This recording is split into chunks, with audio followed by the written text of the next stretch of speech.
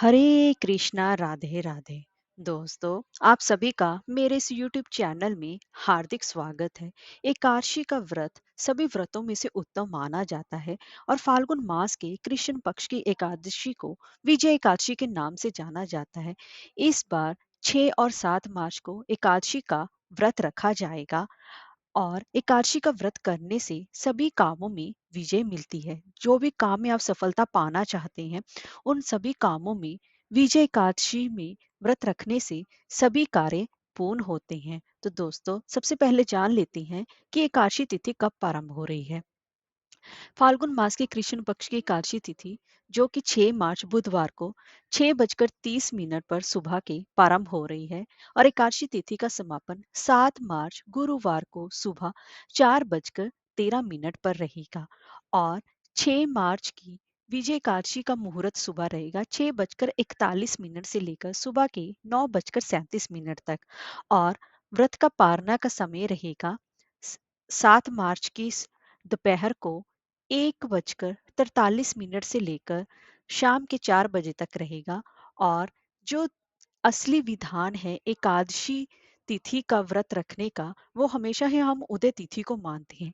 लेकिन इस बार द्वादशी तिथि पर एकादशी की एक घड़ी रहने पर जो व्रत किया जाए उससे पूर्ण फल की प्राप्ति होती है। इसीलिए शुद्ध एकादशी का व्रत हरिवासर युक्त एकादशी द्वादशी युक्त एकादशी का व्रत गुरुवार के दिन रखा जाएगा और गुरुवार के दिन व्रत रखना अति उत्तम माना जाएगा।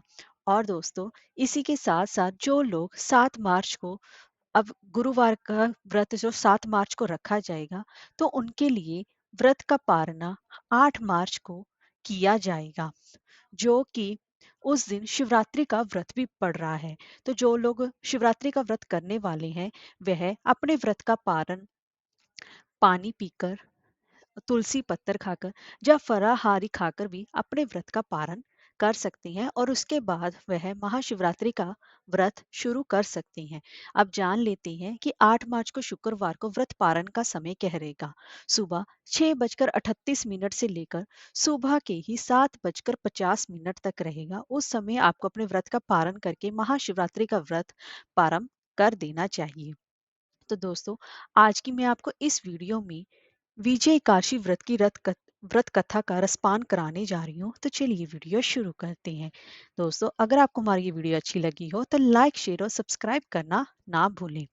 एक बार नारद जी ने ब्रह्मा जी से प्रश्न किया कि हे देवश्रेष्ठ, फाल्गुन महीने के कृष्ण पक्ष की विजय एकादशी की महिमा सुनाइए।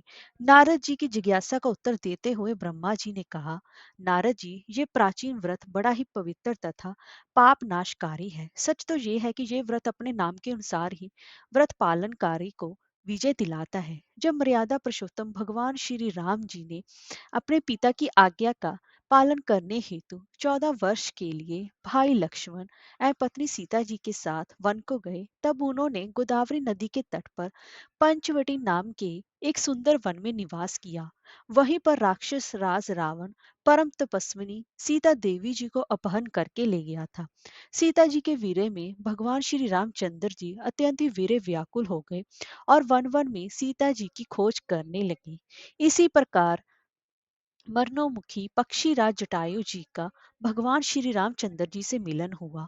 जटायु जी ने सीता हरण की सारी घटना प्रभु श्री राम जी को सुनाई तथा सीता हरण की सारी घटना बताकर भगवान श्री राम जी की कृपा प्राप्त कर जटायु ने शरीर त्याग दिया और स्वर्ग लोक को चले गए। इसके बाद भगवान श्री राम जी सीता माता की खोज करते हुए ऋषि मुख पर्वत पर गए। वहां उन्होंने वानर राज सुग्रीव से मित्रता की। सुग्रीव ने भगवान श्री राम जी की मदद करने के उद्देश्य से अपनी सारी वानर सेना इकट्ठी की तथा माता सीता जी का पता लगाने के लिए 10 दिशाओं में वानरों को भेजा।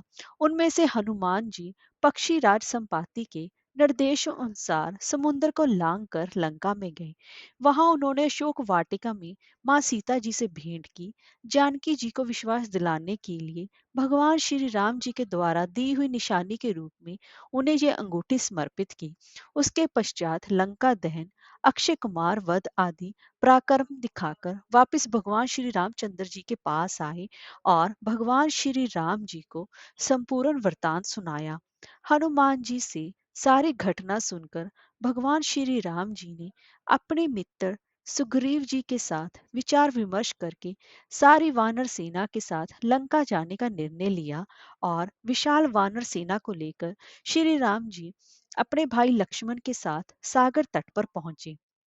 तब वहां पर वे अपने भाई लक्ष्मण जी से बोले कि हे सुमित्रा नंदन, बड़े बड़े भयानक जल जंतुओं और मगरमच्छों से पूर्ण इस भयंकर विशाल समुद्र को कैसे पार करें।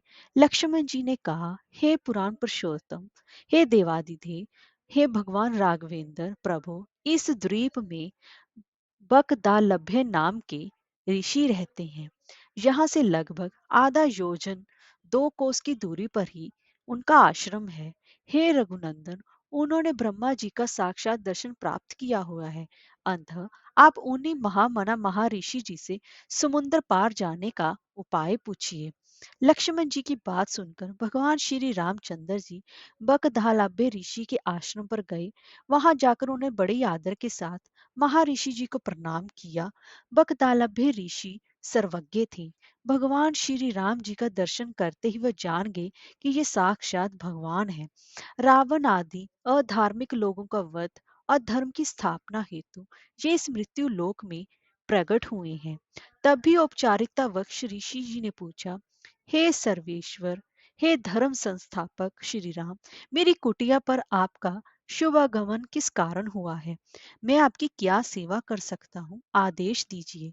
ऋषि जी की बात सुनकर भगवान श्री राम जी ने कहा, हे ऋषिवर, दुष्ट रावण को युद्ध में पराजित करके उसका वध करने के लिए मैं अपनी सैन्य वाहिनी लेकर समुद्र तट तट पर आया हूँ। लेकिन मैं इस दुष्पार समुद्र को कैसे पार करूं? उसके लिए आप मुझे कोई सुगम उपाय बताइए। इसी कारण मैं आपके पास आया हूँ।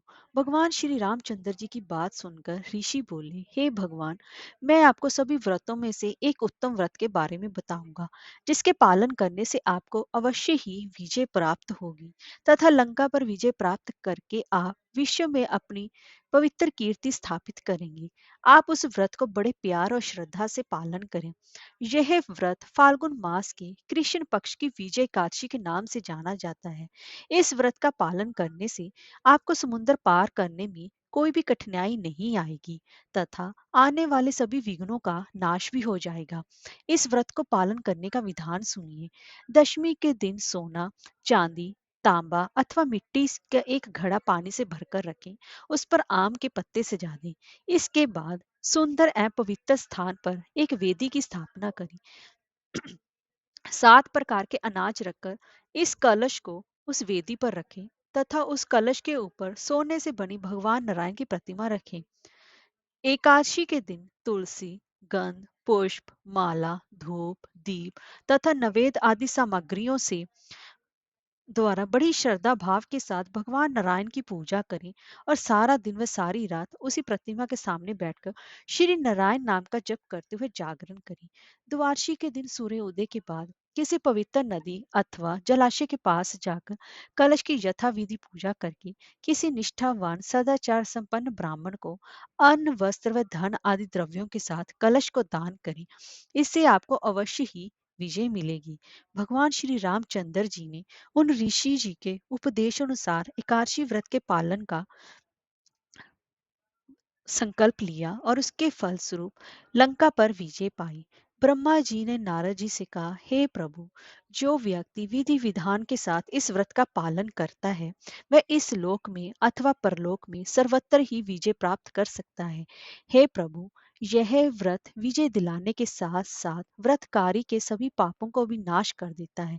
इस कारण प्रत्येक मनुष्य को इस विजय काशी व्रत का पालन करना चाहिए। इस व्रत की महिमा सुनने से व पढ़ने से वाजपेयी यज्ञ के समान फल की प्राप्ति होती है। हरे कृष्णा, राधे राधे।